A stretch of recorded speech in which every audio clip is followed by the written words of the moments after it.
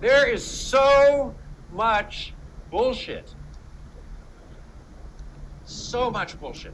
True. If a claim seems too good to be true or too bad to be true, it probably is, right? For me, to me, bullshit is taking information with an intent to deceive, to convince someone of an argument, regardless of what the reality is.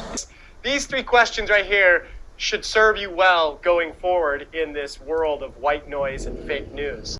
These video clips are from an undergraduate class at the University of Washington called Calling BS, Data Reasoning in a Digital World.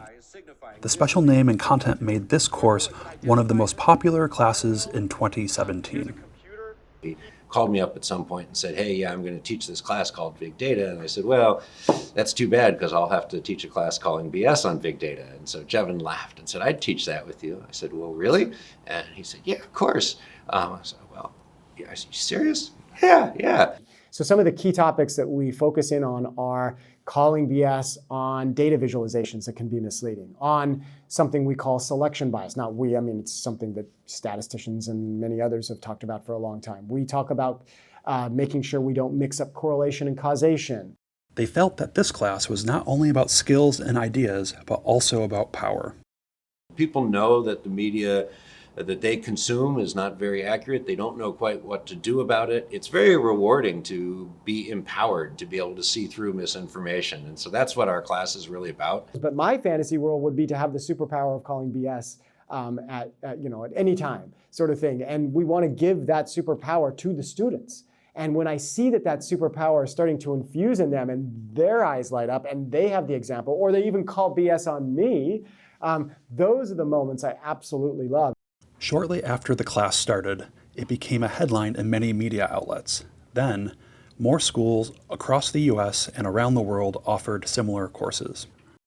200 or maybe over 200 universities around the world that have reached out and said, hey, can we use it? And I learn about them all the time. In fact, when I go to different universities for completely other reasons, a lot of times someone on my visiting list will come up to me and say, hey, I'm using your class, you and Carl's class. I'm like, that's amazing. That's so exciting. I don't think we ever had any idea that it was going to have that level of traction. We didn't realize there was that much demand and hunger for these kinds of skills. Never thought that this one class would turn into a sensation that was being taught around the country at different universities. We didn't think it would spin off into a book. We didn't think it would lead to high school programs like Miss Info Day.